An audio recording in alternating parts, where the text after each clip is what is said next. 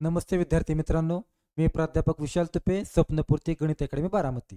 नेहमीच आपण दररोज एक नवीन प्रकरण घेऊन तुमच्यासमोर येतोय आणि एक चांगलं प्रकरण तुम्हाला देण्याचा आपण प्रयत्न करतोय. तर आज असंच अतिशय महत्त्वाचं प्रकरण, घातांकाचं प्रकरण. बऱ्याच विद्यार्थ्यांना हे घातांकाचं प्रकरण अवघड वाटतं. तर ते अवघड प्रकरण सोपं कसं होणार आहे ते आता आपल्याला बघायचं आहे. तर सगळ्यांना हे सगळं नियम बघूनच वाटत असेल की कशासाठी हे प्रकरण घेतलंय. तुमचं आणि नियमाचा काही संबंधच होत नाही. नको वाटतं नियम तुम्हाला, पण आपण नियमानुसार जाणार नाही. फक्त तुम्हाला मी दाखवायसाठी सांगितलंय की हे नियम असतात. ते नियम आपल्याला शिकायच्यात कसं, चला तर आपण बघूया आता पुढं. नेमकं बाळांनो, मला घातांक म्हणजे काय हे प्रकरण समजून सांगण्यासाठी थोडंसं मला तुम्हाला बेसिकची माहिती द्यायची आहे. या आता घातांक म्हणजे काय माहिती आहे का? घात, उदाहरणार्थ दोनाच्या डोक्यावरती मी लिहिलाय 3. ज्या ज्या संख्येच्या डोक्यावर घात येतो म्हणजे काहीतरी येतं त्याला म्हणायचं हे घातांकाच्या प्रकारचं उदाहरण आहे. डोक्यावर आला ना, म्हणजे असं वाटतंय का 2 आणि 3 हे वाचायचं कसं? 2च्या डोक्यावर 3 म्हणायचं का? याचा अर्थ आहे 2चा घात, 2चा घात 3. नेमकं घात म्हणजे काय माहिती आहे का? घात म्हणजे कुणाच्या तरी डोक्यावर कोणतरी येणं, त्याला आपण घात म्हणतोय. याचा अर्थ असा की एखाद्या संख्येचा वारंवार केलेला गुणाकार. बघा बरं, 2च्या डोक्यावर 3 म्हणजे 2 किती वेळा? 3 वेळा, असा त्याचा अर्थ झाला. 2 किती वेळा? 3 वेळा. तसं मला सांगा बरं, 5च्या डोक्यावर मी 4 लिहिला म्हणजे अर्थ काय होईल? 5 किती वेळा? 4 वेळा. एकदा, दोनदा, तीनदा आणि 4दा वेळा. याला म्हणायचंय घात. की एखाद्या संख्येचा वारंवार केलेला गुणाकार. बघा बरं, गुणाकाराचा आहे का नाही, त्याला घात म्हणायचं.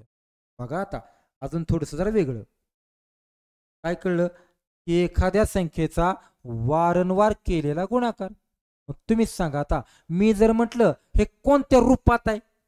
डोक्यावर आहे ना, म्हणून याला म्हणायचं या की तुम्ही घात रूपात आहात. घात हे तुमचं घात रूप आहे, कारण डोक्यावर दिलं म्हणून घात रूप आहे. मग तुम्हाला जर मी विचारलं हे गुणाकार रूपात मांडा, तर कसं मांडणार? 9 किती वेळा? तर 2 वेळा. गुणाकारात मांडणं, म्हणून याला म्हणायचं गुणाकार रूप. कळलं का बाळांनो? सांगा बरं. डोक्यावर मांडलं की घात रूप आणि गुणाकारात मांडलं की गुणाकार रूप. बरोबर ना? आता या थोडस पुढे अजून. मला एक सांगा, 7च्या डोक्यावर 3 आहे, तर याला नाव आहेत की जो खाली असतो का नाही त्याला म्हणतात हा पाया आहे, आणि जो वर असतो का त्याला म्हणतात तो घात आहे. कळलं का? बघा बरं, जो खाली असतो तो पाया, जो डोक्यावर असतो तो काय? घात. बरोबर. मग आता अजून एक पुढचा मुद्दा असा की हे वाचायचं कसं. बघा आता कसं वाचायचं. कसा? 8च्या डोक्यावरती 5 आहे, हे याचं वाचन कसं करायचं? वाचन हे तर कळलं की खालचा पाय आहे, वरचा घात आहे, पण वाचायचं कसं?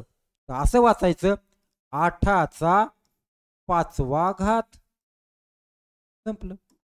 किंवा 8चा घातांक 5. मग हे कसं वाचणार सांगा? 9चा घातांक 4 किंवा 9चा 4था घात. हा कसा वाचणार सांगा?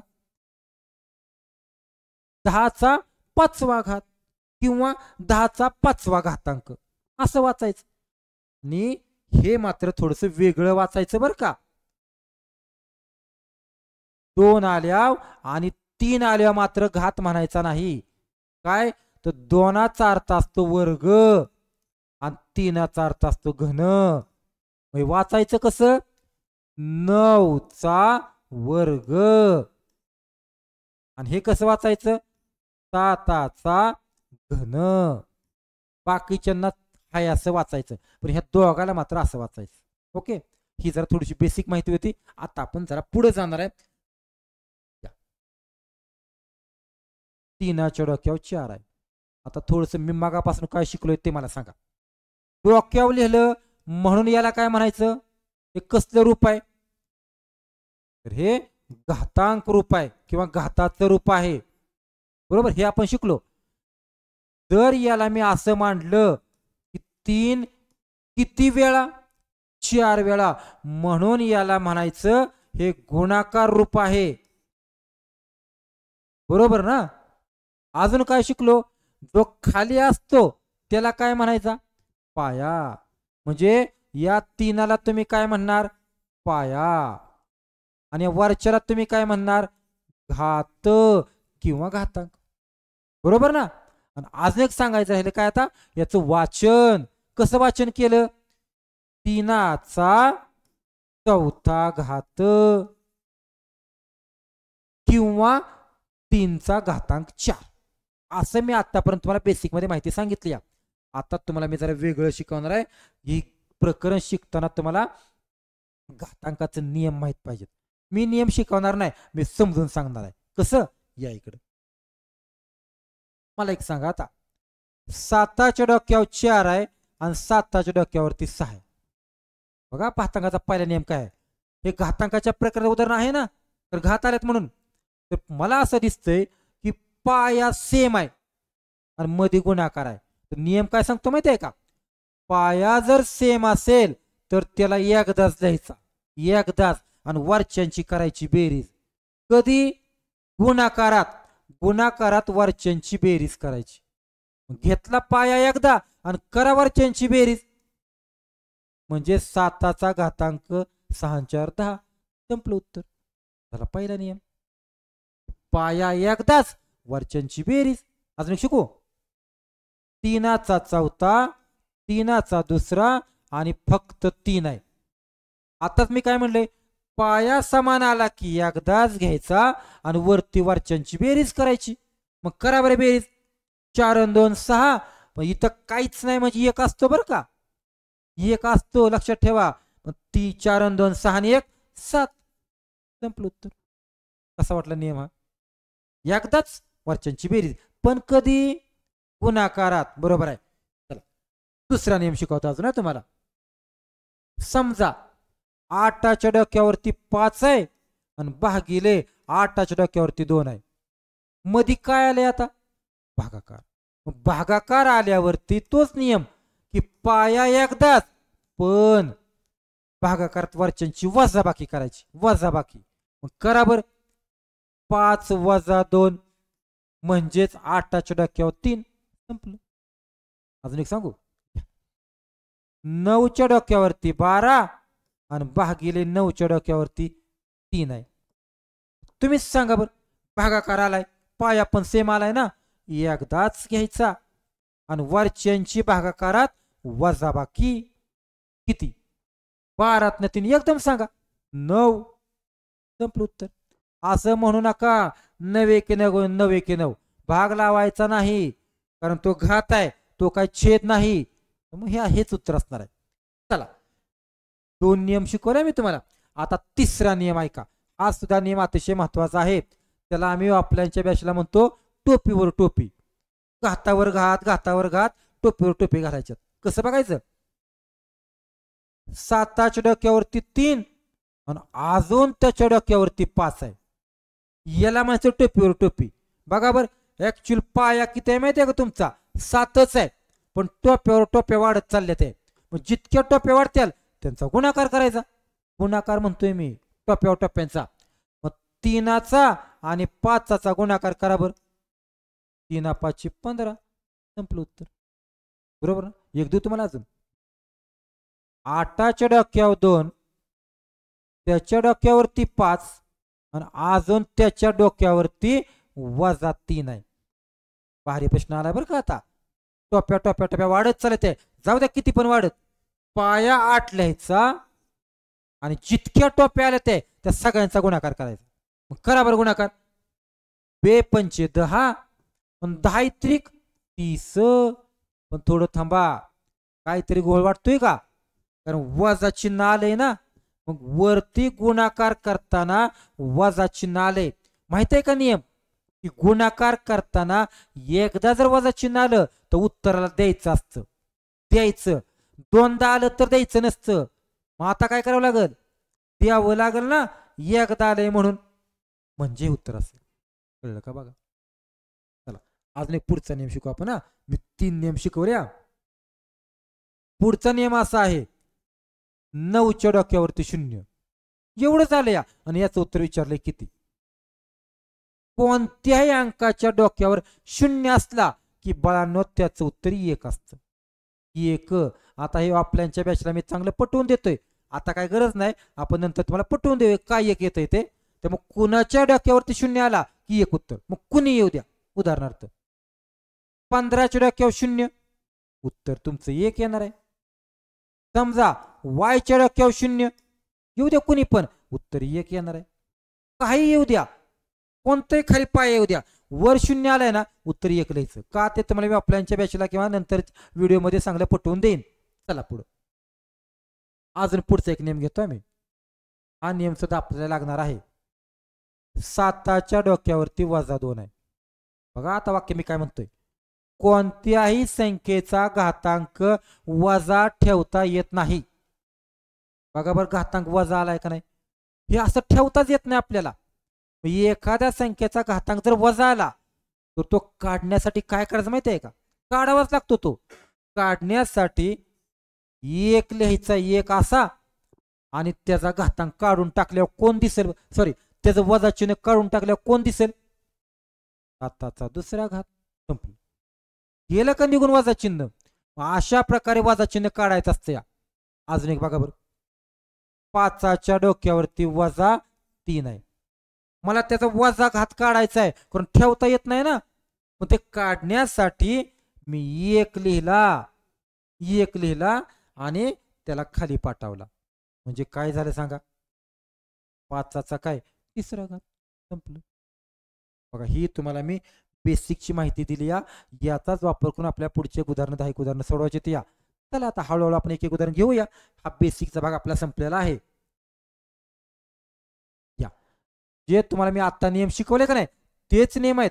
तुम्हाला हे प्रकरण अतिशय अवघड वाटतं या, अजिबात अवघड काय नाही. बघा या बर 9 9 9 9 सगळ्यांचा पाया 9 आलाय का नाही, आणि सगळ्यांच्या मध्ये गुणाकार आलाय. पहिलाच नियम मी शिकवलाय. काय शिकवलाय की पाया जर समान असेल तर एकदाच घ्यायचा, एकदाच, आणि गुणाकार करताना वरच्या सगळ्यांची बेरीज करायची, बेरीज गुणाकारात. मग करा बर. इथं 2 आलाय माहितीये, काहीच नाही म्हणजे 1 असतो, बरोबर ना. मग 2 आणि 1 3, 3 आणि 7 10, आणि 10 आणि 3 13. बघा बरं उत्तर आहे का. पर्याय नंबर काय 3 हे तुमचं उत्तर असेल. सांगा बरं काय अवघड याच्यात. चला अजून दुसरं उदाहरण बघूया आपण एखादं. बघा आता हा सांगा बरं, आता आम्ही ऑफलाईनच्या बॅचला काय म्हणत असेल, वर वर वर घात गेले ना, टप्प्या टप्प्या टप्प्या टप्प्यावर टप्प्या सगळ्या टप्प्यांचा गुणाकार करायचा आहे. मग सांगा बरं मला आता पाया कोण आहे आपला, फक्त 5 आहे. आणि त्या 5च्या डोक्यावर बघा कोण कोण आले या, 2 5 4 किती येऊ द्या वर, सगळ्यांचा करायचा आहे काय गुणाकार. करा बरं गुणाकार. मग 2 5 10 आणि 10 चौक 40 केला की गुणाकार मी. पण घोळ आहे ना काहीतरी, वजा चिन्ह बघा बरं किती वेळा आले त्या, 1 आणि 2 2 वेळा वजा चिन्ह आले. म्हणलंय मी गुणाकार करताना 2दा वजा चिन्ह आले की ते निघून जातं, आणि एकदा आले की राहतं. 2दा आले म्हणल्यावर काय जाणार निघून. मग उत्तर काय हेच 5चा 40वा घात आहे का उत्तर. पर्याय नंबर 1 हे तुमचं उत्तर असेल. टप्प्यावर टप्प्या. चला या अजून कुठला नियम येतो बघू आपण. या बघा हा पण नियम मी तुम्हाला आता सांगितला होता की कोणत्याही अंकाच्या डोक्यावर जर 0 आला, 0, तर उत्तर 1 असतं. बघा बरं आता कुणाकोणाचं उत्तर 1 येतं या.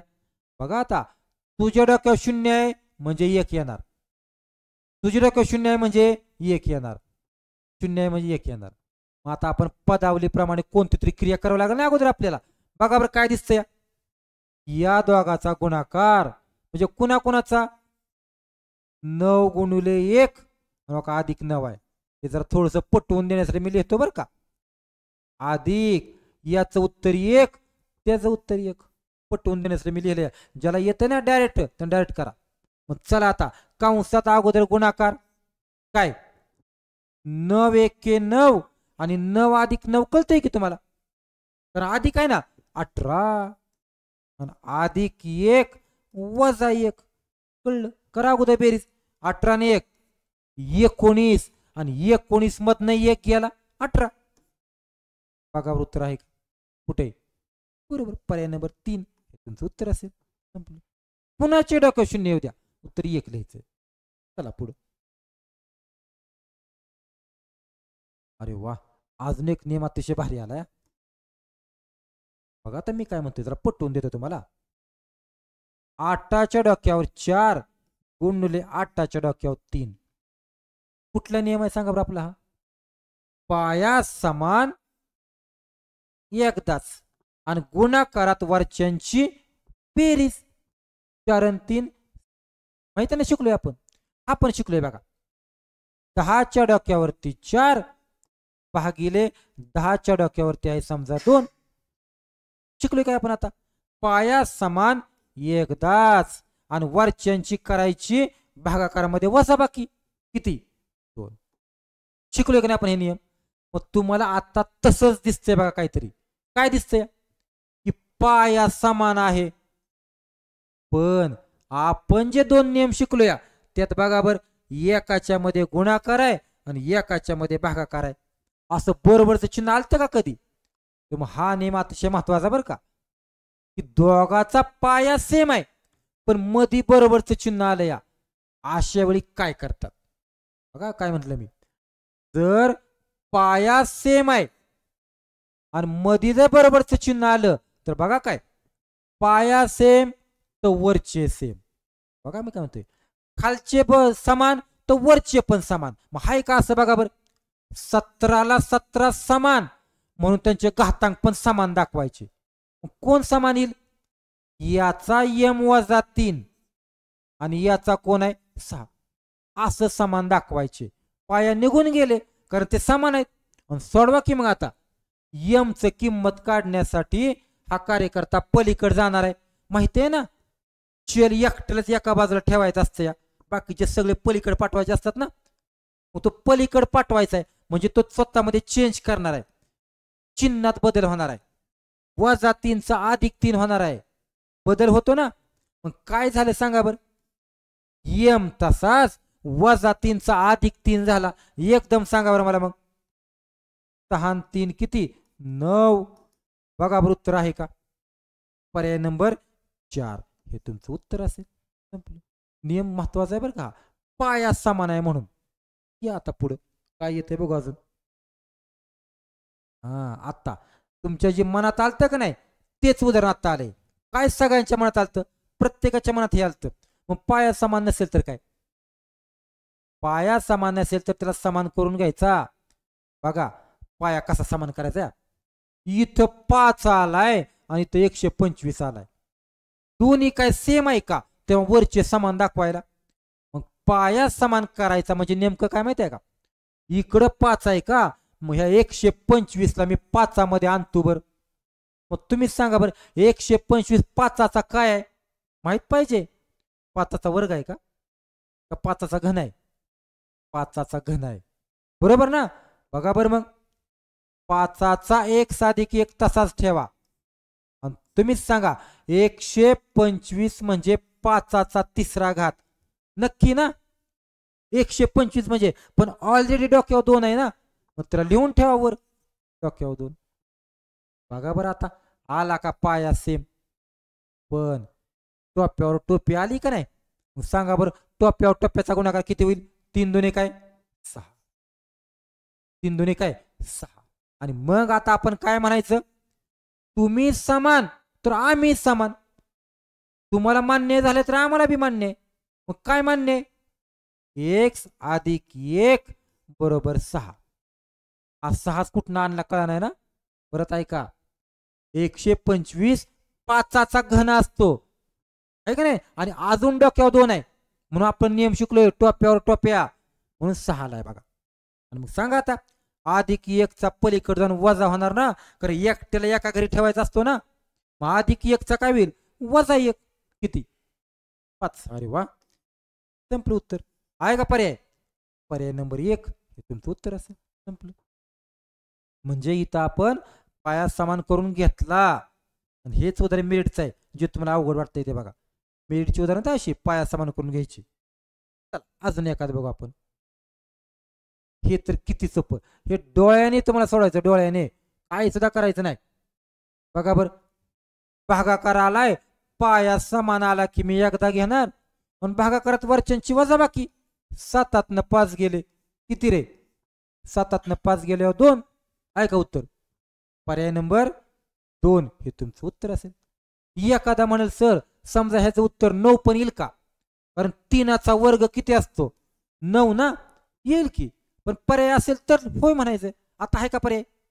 त्यामुळे ते आपलं उत्तर असेल. चला पुढे बघू बरं एखादा अजून. हा, हे सुद्धा उदाहरण महत्वाचं. बघा डोकं खातंय का आता? बघा बरोबरच चिन्ह आलं या, इकडं 64 64 आणि तिकडं 8 आलाय आणि डोक्यावर एक्स आहे. मगाशी मी म्हटलं या बरोबरच चिन्ह मध्ये आलं, इकडं तिकडं पाया समान लागतो. आता पाया समान नाही, मग तुम्ही पाया समान करून घ्यायचा आहे. माहिती आहे का? तर इथं 8 असेल तर मी इथं यांना 8 बनवू का रे? बनवू शकतो का नाही मी? 64 8चा काय आहे? वर्ग. मग बघा आता मी इथंच करतो. 8 वर्ग, 8चा वर्ग, 8चा वर्ग असणार ना. आणि मग तुम्हीच म्हणताय गुणाकार असला की पाया एकदाच आणि वरच्यांची बेरीज आहे का नाही आपला नियम तसा. मग सांगा बरं काय केलं? 2 2 4 4 2 6 6 2 8 आलं का? आणि बरोबर काय 1/8च्या डोक्यावर एक्स आहे. 8च्या डोक्यावर एक्स आहे. मग तुम्हाला असं वाटतंय का पाया समान तर वरचे समान? नाही, इथं पाया समान नाही. का सांगा बर? इथं 8चा 8वा घात आहे, पण इथं 1च्या खाली असा आहे ना. हा जरी 1 नसता का नाही तर तुम्ही म्हटलं असतं बघा ना, दिसतंय का पाया समान तर वरचे समान. आता तसं नाही. मग तुम्हाला काय करावं लागलं माहिती आहे का? तू जर खाली असशील एक्स वाल्या तर मी याला पण खाली आणतो. दोघं खाली खाली आणू किंवा दोघं वर वर नेलं तरी पण चालतात बरं का, पण आपण खाली आणू. माहिती आहे का तुम्हाला की वरून खाली आणताना चिन्ह बदलतं. म्हणजे कसं माहिती आहे का? याला जर मला बदलायचं असेल तर 8चा वजा 8 घ्यावा लागेल खाली आणताना. तुम्ही म्हणता सर मगाशी तुम्ही मला नेम वेगळा शिकवला होता. वजा असेल तर अधिक व्हायचं ना, पण तसंच अधिक असेल तर वजा सुद्धा होतं बरं का. आणि बरोबर 1 तसाच 8चा एक्सवा घात. आणि आता बघा बर सगळं सेम दिसतंय का? दिसतंय की सगळं सेम. म्हणून पाया समान तर वरचे समान. म्हणजेच काय एक्स उत्तर किती असणार आहे? -8. बघा बरं आहे का? पर्याय नंबर काय 1 हे तुमचं उत्तर असेल. थोडस जरा पटवून देण्यासाठी बघा बरं का. आता काय मगाशी मी असं म्हणलं होतं 8चा वजा दुसरा घात आहे, तुम्ही काय म्हणलं होता? वजा ठेवायचा नसतो ना, म्हणून आपण 1 लिहिला आणि 8चा वर्ग केला असंच ना. तसंच मी म्हणतोय असं की जर समजा 8चा 4था घात आहे आणि त्याला मला खाली न्यायचा आहे, गरज नाही पण समजा गरज पडली तर नेता येतो. 1 आणि 8चा वजा 4. म्हणजे गरज नसेल तर काढायचा आणि गरज असेल तर आणायचा. असं मी मागाशी केलं होतं बघा. तेव्हा आपलं उत्तर ते आलं होतं. पर्याय नंबर 1. चला पुढे बघू. बघा हे सुद्धा उदाहरण मेरिटचं. आता म्हणता आम्ही गुणाकार करत बसू का याचा इतका मोठा? नाही करायचा गुणाकार. बघा आता कसं सोडवायचं. 10च्या डोक्यावरती एक्स आला, एक्स, आणि प्रश्न विचारला एक्सची किंमत किती. बघा बरं, याने त्याला गुणायचंय आणि मग तेवढं उत्तर येतं. या आपण माहिती आहे का चलाची किंमत काढताना एक्स एका बाजूला ठेवतो, बाकीच्या दुसरीकडे जा म्हणतो ना, तसं करूया. याला आपण एका जागेवर ठेवूया आणि याला पलीकडे पाठवू. मग तुम्हीच सांगा बरं, हा इथं कसा आहे? गुणाकार. मग गुणाकारचा काय होईल? भागाकार. मग बघा बरं, मी याला इकडे आणतो असा, बघा भागिले झाला 111.54 झाला का भागिले. आणि बघा बरं आता एक सूत्र कसं निघतं. या एक सूत्र काढण्यासाठी जे खाली अंक आहेत तेच वर आहेत का अंक, फक्त आपण पॉईंटच्या पुढची घरं मोजायच्यात. मोजा बरं घर. याच्या पुढे किती घर आहेत? 1 2 3 4 5 6 7 घर आहेत नक्की. आणि खाली किती आहेत पॉईंटच्या पुढं 2 घर. बघा अशा टाईप उदाहरण सोडवायचं कसं. 10चा घात आल्यावर घरं मोजायची आणि जिकडं घरं कमी ती मोजायची किती कमी पडतायत ते. वरती 7 घर आणि खाली 2 घर आहेत म्हणजे घरं कमी कुठं पडली, किती कमी पडली 5. किती कमी पडली 5. पण खाली कमी पडली की जरा ओझ खाली झालं या मग वजा चिन्ह द्यायचं. हेच तुमचं उत्तर असणार आहे. किती -5. पण जर वर कमी पडली तर वजा चिन्ह द्यायचं नाही. एवढंच विषय फक्त. काय कळलं. खाली कमी पडली ना आता बघा वर 7 घर आहेत पॉईंटच्या पुढं खाली 2 घर आहेत मग कुठे कमी पडली खाली. किती कमी पडल्यात 5. 5 उत्तर. पण खाली असल्यामुळे वजा द्यायचं आणि वर कमी पडली तर फक्त 5 लिहिलं असतं आपण. संपलं. इतकं सोपं हे आहे. सोडवायची गरज पडत नाही. चला अजून एक फक्त घेऊया. यावर दिसतानाच इतकं मोठं दिसतंय ना असं वाटतंय सुटेल का, पण तोंडी असल्यासारखं उत्तर आहे. बघायचं कसं. बघा आता मोठं वर्गमूळ चिन्ह आहे असं आणि त्यात आला का मध्ये गुणाकार. नियम काय शिकलोय आपण की गुणाकार आला की पाया एकदाच घ्यायचा आणि वरच्यांची बेरीज करायची ना. मग करायची कुणी का असा ना बेरीज करू. 3m+2 आणि चिन्ह सहित बर का वजा 3m+2 चिन्ह सहित आपण घेतलं. नियम कळला ना आपला. पाया समान आणि गुणाकार असेल तर वरच्यांची बेरीज करतो जसं चिन्ह आलंय तसं. आणि खाली काय तर काहीच करू नका तसंच ठेवा त्याला काय करता पण येत नाही. आता बघा उत्तर कसं आलं आपलं. 3m आणि हा वजा 3m म्हणजे 3m मधनं 3m गेले 0 म्हणजे कॅन्सल झाला. मग तुम्ही म्हणसाल 2 कॅन्सल होईल का, नाही होणार. तर +2 आणि +2 आहे ना 2 आणि 2 किती 4. म्हणजे बघा बरं असं उरलं का 8चा 4था घात वर आणि खाली पण 8चा 4था घात आहे का नाही. म्हणजे दोन्ही सेम आहे ना. आपण म्हणू शकतो 8चा 4था घात 1 8चा 4था घात 1 म्हणून आपण तात्पुरतं कारण सेम आहे म्हणून. म्हणजेच काय उरलं सांगा बरं याच्यात वर्गमुळात 1 सगळ्याला माहिती आहे 1चं वर्गमूळ किती 1. संपलं उत्तर. कळलं ना. कॅन्सल केलं का कॅन्सल केलं माहितीये का 3 अधिक आहे तो वजा आहे म्हणून ते कॅन्सल झालं. हे मात्र कॅन्सल होणार नाही. तो 2 आणि 2 4 झाला बघा. इथं मी काय केलं सेम आहे ना म्हणून मी भाग लावलाय सेम आहे म्हणून उत्तर 1 आलं. संपलं. चला शेवटचं एक उदाहरण बघू आपण घातांकामधलं. या आता जरा हे सुद्धा उदाहरण तुम्हाला चॅलेंजिंग वाटतंय पण अजिबात नाही तसं काय. कसं बघा आता